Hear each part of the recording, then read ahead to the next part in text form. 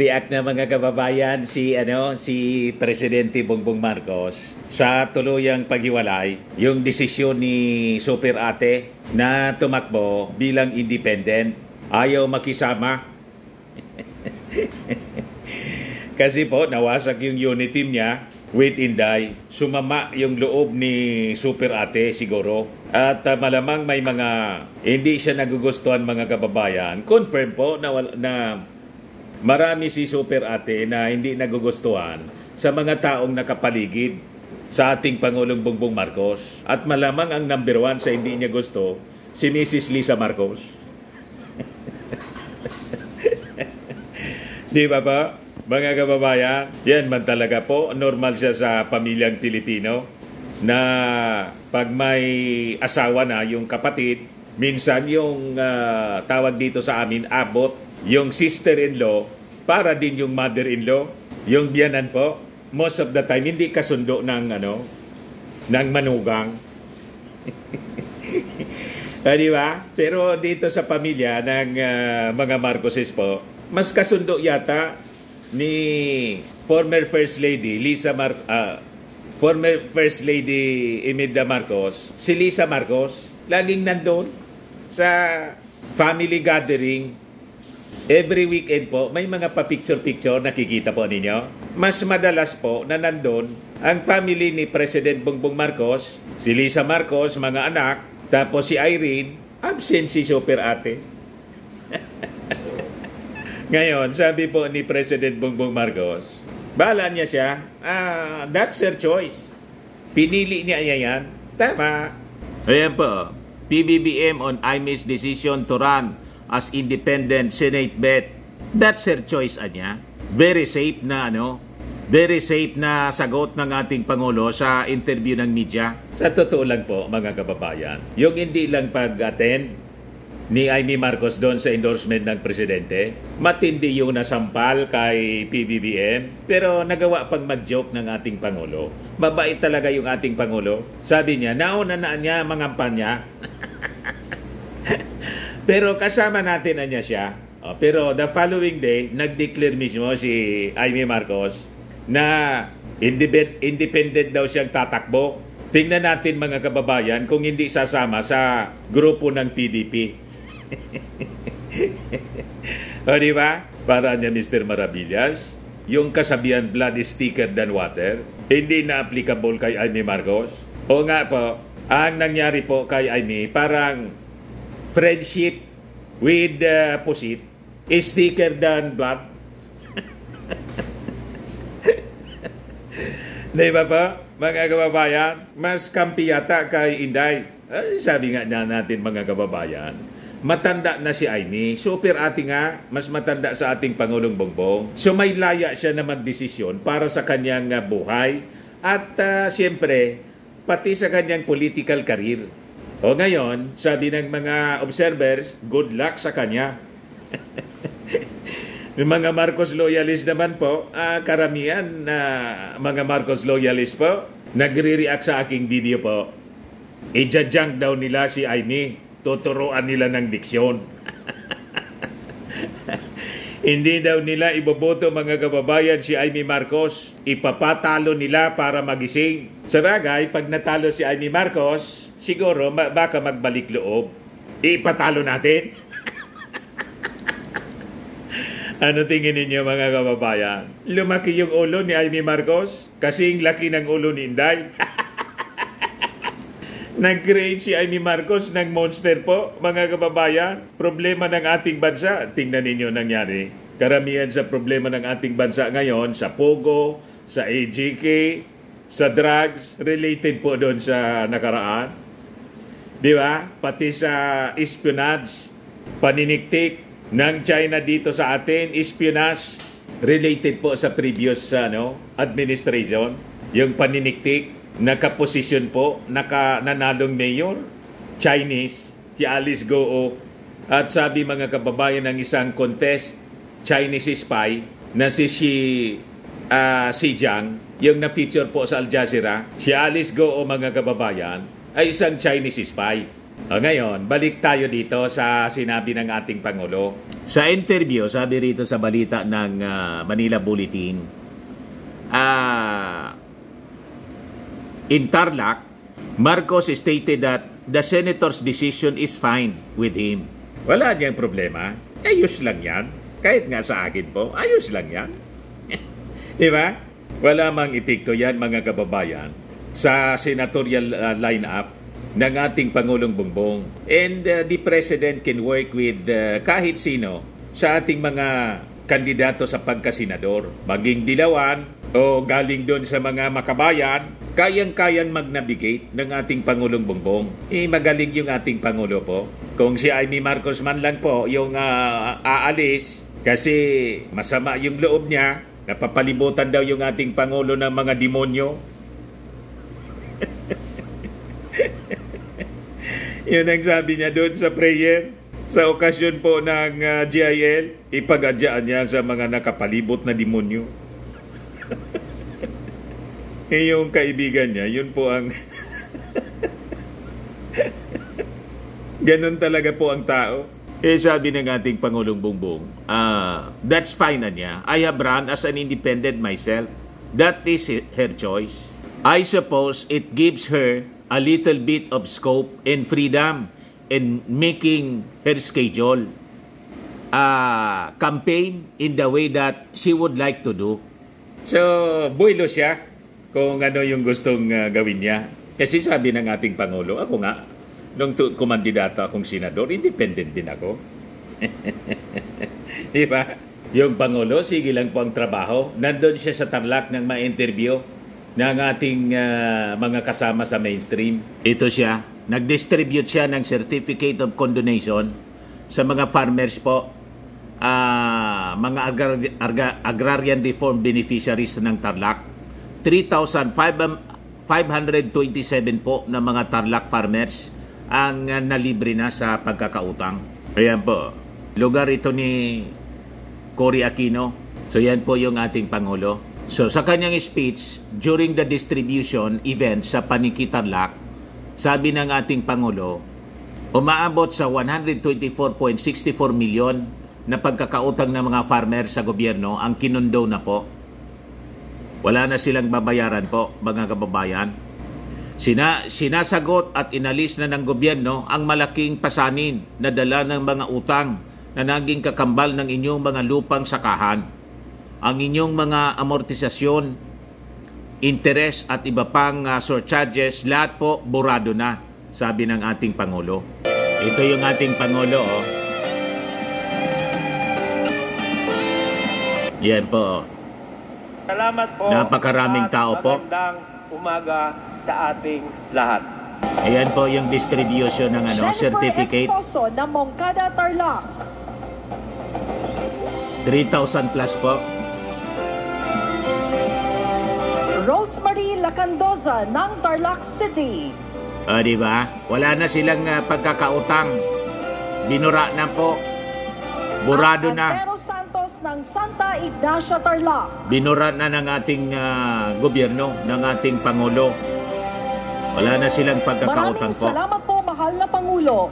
At congratulations sa ating agrarian reform beneficiaries. You see? Sa punto pong ito, palakpakan po yung mga mga beneficiaries, oh. Tuwang-tuwa sila. Di ba? Maraming salamat sa ating kalihim ng Department of Agrarian Reform, Secretary Conrado Estrella. Magsiyo po tayo. At tugal tayo ako.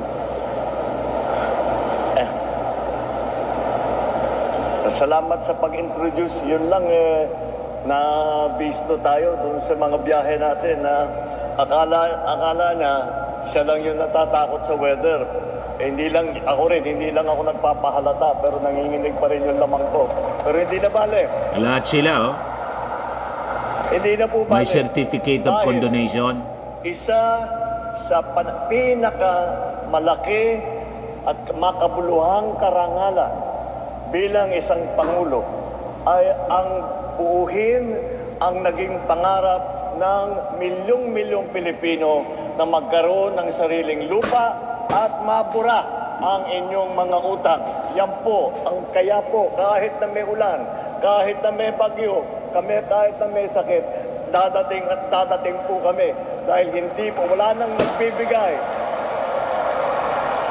Tuwang-tuwa yung mga farmers Wala nang magbibigay ng mas kasiyahan sa aming nagsiservisyo publiko ang nagagawa at matutulungan kayo pong lahat. Ang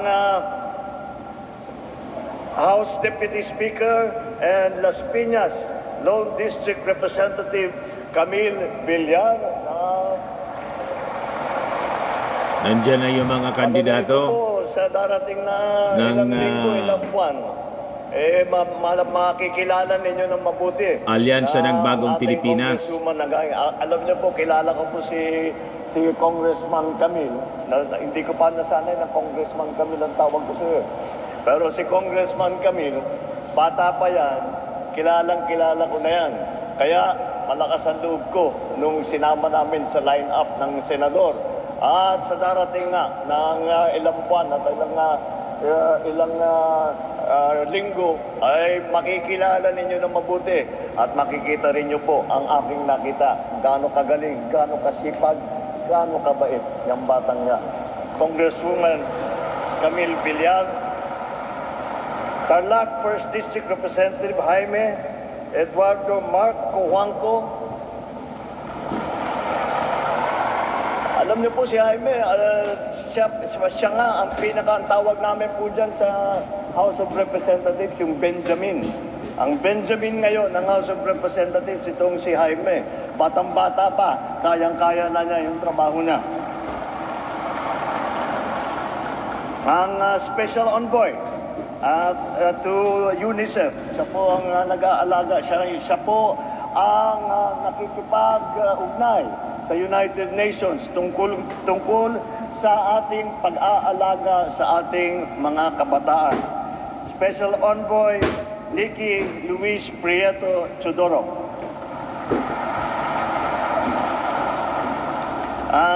Tarlac, ang ina ng lalawigan ng Tarlac. Po Provincial Governor Susan Yap.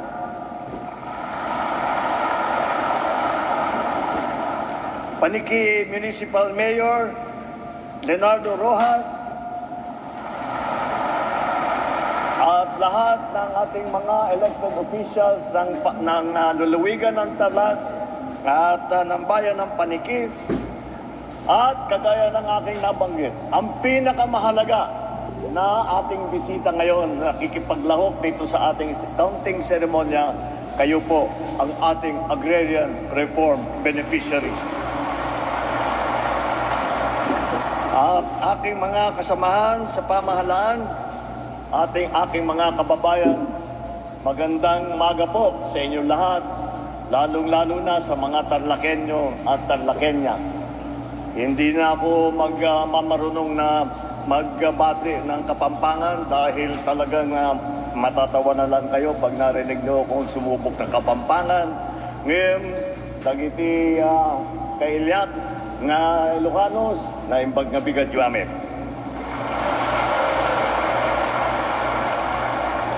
Nagpapasalamat po ako sa inyong pagdalo dito sa ating pagtitipon sa kabila ng medyo masama na panahon. Hindi ako nagulat na nandito pa rin kayo dahil ganito naman talaga tayong mga Pilipino. Hindi basta-basta napapatinag, kailangan lang na magdoble ingat dahil sa ulan. Madulas ang kalsada, malakas ang hangin dulot ng bagyong Hulyan. Bagamat may bagyo, ako po ay masaya sa araw na ito sapagkat kasama natin ang mga nagpapaunlad sa sektor ng agrikultura sa ating bansa, ang ating mga magsasaka at agrarian reform beneficiaries. Tanggapin po ninyo ang aming pasasalamat sa mahalagang papel na ginagampanan ninyo araw-araw para masiguro na ang bawat Pilipino ay may sapat na pagkain. Alam namin na bago ninyo maani ang inyong mga pananim, kinakailangan ninyo ng lupang matataniman. noong nakikipag-loob na sa noong naipag-loob na, pagkaloob na sa inyo ang mga lupang sakahan sa ilalim ng reformang pang-agraryo, ang naging pangamba ninyo naman ay ang pambayad sa lupang ipinagkakaloob. Kaya ngayong araw, sa bisa ng Republic Act 11953 o ang tinatawag na New Agrarian Reform Emancipation Act na nilagdaan ng inyong abang lingkod noong nakarang taon, burado na po ang inyong pagkakautang. Solve na solve po? Burado ng utang? Narito po kami Wala ngayon. ng utang, Kasama mga magsasaka. opisyal mula sa Department of Agrarian Reform at mga iba't ibang mga opisyal, mga Register of Deeds, pati yung Land Bank ay kasama dito sa programang ito. At nandito po kami upang ipagkaloob ang mga Certificate of Condemnation and Release of Mortgage o tinatawag natin na COCROM. Sinasagot at inaalis na ng gobyerno ang malaking pasanin na dala ng mga utang na naging kakambal ng inyong mga lupang sakahan. Ang inyong mga amortisasyon, interest at iba pang surcharge, lahat po kurado na. Very good. So, di ba? Para po Hindi sa siya mga nagawa taga-Manila, ng ibang mga higit pangulo. sa 4,600 COCROM ang ipapamahagi TBBM natin lang sa po. 3,500 na agrarian reform beneficiary. Ito ay katumbas ng higit sa 124 ng bilyong pisong halaga na amortisasyon na buburahin na natin. Katulad po ni Ginoong Mario Velasco na mula sa Bantog, Karikutan, Lapas at isa sa mga benepisyaryo ng programang ito. Ayon po sa kanya, siya po ay ilang dekada nang nagsasaka, nadala ang hamon ng araw-araw na pangangailangan at ang mga iba't ibang gastusin. Sa haba rin ng panahon na siya ay nagtatanim, ang pinakamabigat na pasanin ay ang utang na tila ay tanikala sa lupang sinasaka. Sa pamamagitan po ng programang ito, hindi na kailangan pang alalahanin ang amortisasyon. Ang pera na nakalaan sana rito ay maaari na ninyong pong gamitin sa pang-araw-araw at ibang pangangailangan sa inyong pagsasaka. Wala na po kayong alalahanin. Maging ang mga susunod pang magmamana ng lupang inyong sinasaka. Ngayon po ay may panibagong pagkakataon na kayo upang maunlad ang inyong mga kabuhayan at ang inyong mga pamilya. Naunawaan po ng pamahalaan ang karanasan ni Mario at ng iba pa nating mga magsasaka, kaya batid ng pamahalaan ang halaga ng programang ito upang mabawasan ang gastusin at lalong makatulong pa sa ating mga agrarian reform beneficiaries. O, di ba? Napakaganda. At sa amin din naman, ni Secretary Conrad Estrella, hindi po ito ordinaryong programa ng pamahalaan. Sa katunayan po, ito po ay sinimulan ng aking ama, si former President Ferdinand Marcos Sr., at ang lolo naman ni Secretary Estrella na si Secretary Conrado F. Estrella Sr. Kaya naman, nung ako ay binigyan ninyo ng pagkakataon na maging Pangulo, hindi ako nagdadalawang isip. Tinawag ko kaagad si Secretary Conrad. Unang-una, linagay ko siya kaagad bilang Agrarian Reform Secretary. Dahil alam ko, kabisado niya, alam niya yung trabaho na yan. Dahil bata pa kami, wala pa kaming hawak na posisyon, ay pinag-uusapan na niya, pinag-aaralan na niya dahil nga sa lolo niya, ang lolo niya nagpalaki sa kanya. Ay ganun din sa akin. Kaya kaagad, tinawag ko siya at sinabi ko, ituloy na natin ang nasimula ng ating mga ninuno. Para po sa inyo, ang araw na ito, para po sa inyo, mga minamahal naming benepisyaryong magsasaka. May isa lamang akong hiling sa inyo. Kaakibat ng mga biyayang ito ay ang responsibilidad na pagyamanin pa ang ating mga lupa. Hindi lamang sa ikauunlad ninyo, kung hindi para sa buong Pilipinas. Hindi dito po magtatapos ang ating pagsusubok. Ngunit ang araw na ito ay magsisilbi sana ng paalala na ang pamahalaan ay handang tumulong sa inyo. Nandito kami at patuloy na nakikinig sa inyong mga pangangailangan upang magkaroon kayo ng mas maginhawa at mas matatag na kinabukasan. Higit pa nating pagtutulungan ang pag-unlad ng sektor ng agrikultura dahil malaki ang paniniwala kung mas marami pa tayong kaya at dapat gawin. Muli, mag-ingat po tayong lahat. Ating pong ipatuloy ang binabantayan na bagyong Hulyan at handang magbigay ang pamahalaan ng tulong sa ating mga kababayang nangangailangan. Naka-ready na po yung DSWD. Maraming salamat sa ating mga magsasaka. Mabuhay ang ating mga magsasaka. Mabuhay ang ating mga agrarian reform beneficiary. Mabuhay ang Tarlac. Mabuhay ang bagong Pilipinas. Maraming salamat po, mahal na Pangulo, sa pagkakataong. O ngayon, sabi dito din sa balita, may replacement na po si DILG Secretary Benhur Abalos. Kaya lang di pa pinangalanan ng ating Pangulo. Siguro sa mga susunod na araw, baka bukas or within the week, kasi magpa-file na po ng Certificate of Candidacy si Abalos. For Senator po siya. Ang mga naghanap ng malinis and spacious fitness gym, pumunta lang po kayo sa aming Colossal Fitness Gym. We also offer Grab Car Rental with our brand new 2023 model ng Toyota Innova. We also accept booking for those who are planning to travel via PAL, Cebu Pacific, and other airline companies, local and international, and bills payment for Meralco Bills, PLDT, Aleco Bills, etc. Ang Colossal Fitness Gym is located at 3rd floor Security Bank Building, Landco Business Park, Legazpi City, Albay. For inquiries, look for Chilon Maravillas. Contact number 0966-802-0949. Yan yung aming Innova. Lagi na pong matao sa amin. Pati mga foreigners po, tingnan ninyo. Mga British tourists sila. Ang lalaki ng katawan na, mga kababayan, nag-gym sa amin. Ito naman po, Indian National. Ito mga mga European sila. Ito naman yung bago naming product na binibenta online, iGlow Serum. Whitening po siya galing sa South Korea. Tingnan ninyo yung epekto sa aking anak na architect entrepreneur, Riz Maravillas. For inquiries, look for Riz Maravillas on FB. Ito naman po, Firmax Firming and Lifting Cream. Pinapahid po ito sa mga pulses and affected area. Mainam po ito sa mga pains at paninigas na mga kaso-kasuan. Ito po, Automax Radiant Serum. Sa mukha naman yung application. Anti-aging po siya. You will look 10 years younger than your age. Sa mga cancer patients naman po, baka lang gusto ninyo itong itry. Nengxia Red Mix Fruit Drink. Hindi man po siya gamot, food supplement siya. Kaya lang, gawa siya mga kababayan sa goji berry. Yung goji berry may anti-cancer properties. Yung mga inquiries ninyo, dumiritso na lang kayo sa aming messenger sa Facebook para masagot namin agad. Ayos po, ako po si Dante Maravillas. Bye-bye. God bless.